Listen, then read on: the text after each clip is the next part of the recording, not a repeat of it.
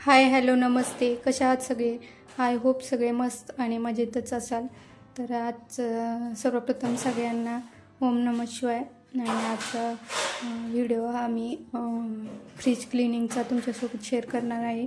तर इथे मी फ्रीजमधले जे भाजी वगैरे ठेवण्याचे बॉक्स असते ते काढून घेते, कारण सगळा भाजीपाला संपलेला आहे. त्यामुळे सगळे बॉक्स वगैरे भाजी ठेवण्याचे ते काढून घेऊन धुवून काढणारे साबण लावून चांगले,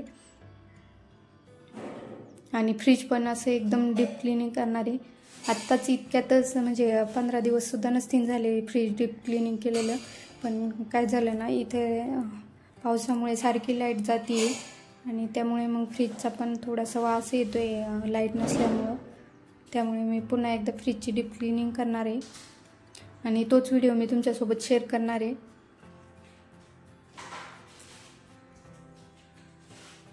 चला तर मग मी माझं काम करून घेते आणि नंतर बोलते तुमच्याशी.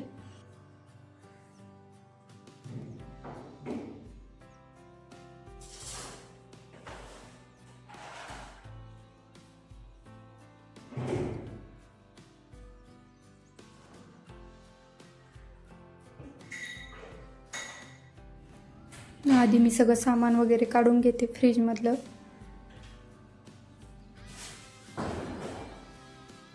किचन वाट्यावर सगळा पसाराच झालेला आहे, कारण सगळं फ्रीजमधलं काढून ते किचन वाट्यावरच ठेवलेलं आहे. त्यामुळे सगळाच पसारा दिसतोय किचन वाट्यावर. प्लीज इग्नोर करा बाकीचं सगळं. थोड्याशा मिरच्या शिल्लक होत्या त्या पण काढून घेतल्या मी एका प्लेटमध्ये. आणि आता स्वच्छ सगळे भाज्यांचे जे बॉक्स होते ते सगळे क्लीन करते व्यवस्थित. म्हणजे उद्या पण बाजार आहे, त्यामुळे मग उद्या भाजी आणली की सगळे व्यवस्थित ठेवता येईल त्यात. आता रात्रभर आज त्यांना चांगलं वाळून देते.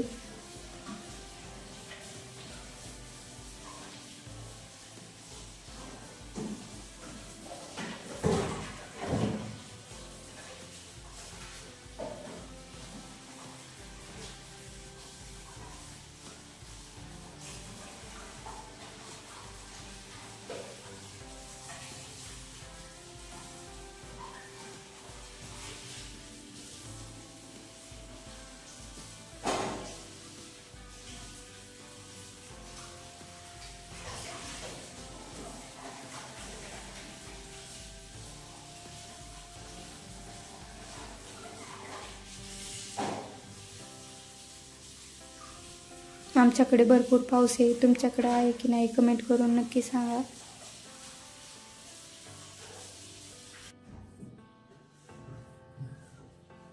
तर आता माझे फ्रीजमधले सगळे डबे वगैरे घासून झालेले आहे आणि आता मी फ्रीज पुसून घेते चांगलं. फ्रीज माझं खूप मोठं नाही, छोटंच आहे, लग्नातलंच फ्रीज आहे. सगळं व्यवस्थित वल्ल्या कापडाने पुसून घेते.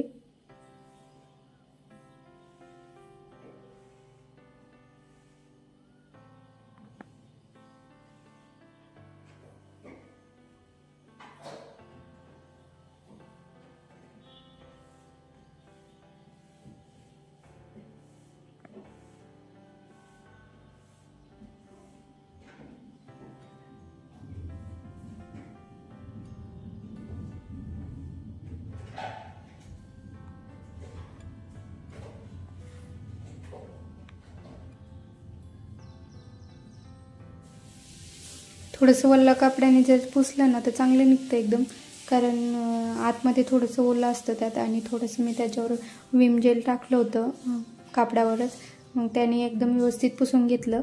आणि आता पुन्हा ते विम जेल टाकलेलं कापड धुवून घेते आणि मग नंतर आपलं साध्या कापडाने पुसून घेते, म्हणजे चांगलं निघन. एवढं पण काही खराब नव्हतं, पण वास येत होता, त्यामुळे म्हटलं आपलं क्लीन करून घ्यावा. कारण मग जर वास येत असेल तर मग इतर ज्या आपण फ्रीजमध्ये वस्तू ठेवतो त्यांना पण वास लागतो. स्पेशली दुधाला तर तेव्हाच वास लागतो त्याच्यामुळे. आणि ते दुधाचा वास आल्यामुळे चहा पण पिऊशी वाटत नाही. त्यामुळे म्हटलं एकदा फ्रीजचं डीप क्लिनिंग करून घ्यावं.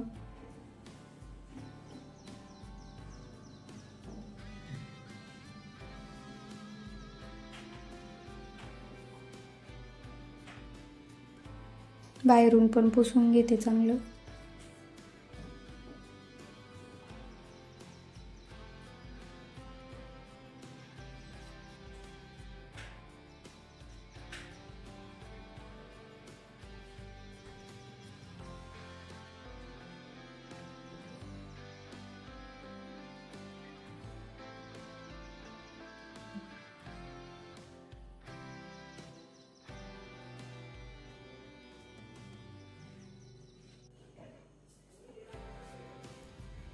थोड्या वेळाने मी चांगलं फ्रीज वगैरे वाळून दिलं आणि भांडे पण फ्रीजमधले जे आपण ठेवतो ते पण वाळून दिले. आणि त्यानंतर मग मी पुन्हा म्हणजे थोड्या 1-1.5 तासाने घेतलं. मग नंतर फ्रीजमध्ये ज्या वस्तू होत्या त्या परत ठेवायला. वस्तू म्हणजे फक्त तुपाची बरणी वगैरे ते आहे. भाजीन ते तर नाही, कारण भाजीन ते सगळं संपलेलं आहे सध्या. उद्या आहे बाजार, मग उद्या आणता येईल. त्यात थोडीशी साय होती काढलेली, ती साय ठेवलेली आहे.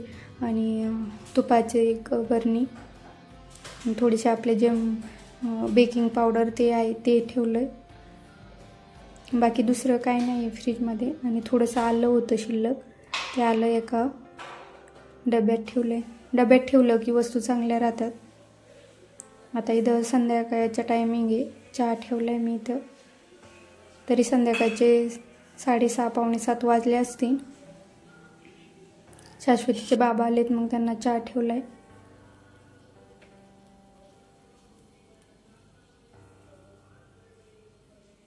आज पाऊस होता तिकडं पण, त्यामुळे त्यांना पण यायला जरा उशीरच झाला आहे.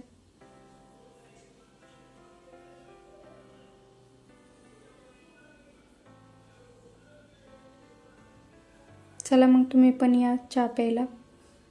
चहा पिल्याच्या नंतर मी मग दिवाबत्ती केली आणि दिवाबत्तीच्या नंतर मग स्वयंपाक केला.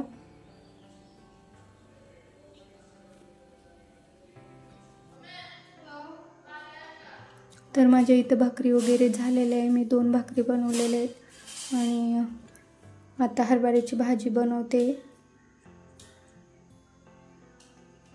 कारण भाजीलाच काही नाही आहे. त्यामुळे म्हटलं आता हरभऱ्याचीच भाजी बनवावं. आणि थोडीशी भेंडी होती, ती भेंडी मी शाश्वतीला केली. तिचं जेवण झालं आहे. भेंडी तिला मी आधी करून दिली ती.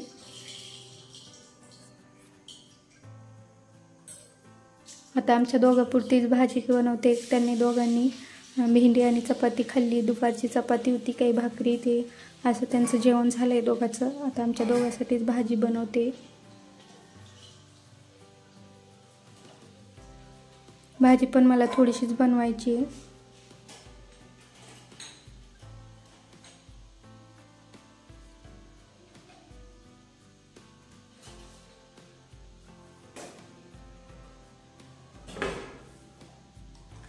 जर व्हिडिओ आवडत असतील तर व्हिडिओला लाईक आणि चॅनलला सबस्क्राईब नक्की करा. तर आजचा ब्लॉग तुम्हाला कसा वाटला कमेंट करून नक्की सांगा.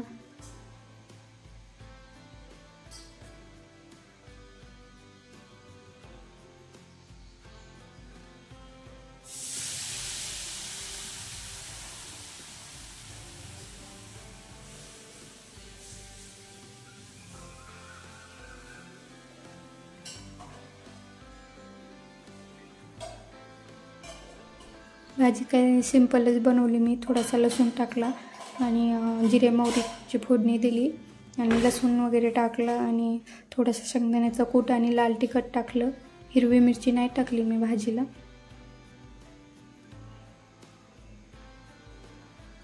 थोडीशी भाजी होती तीच मग आता हटवून टाकते त्यात.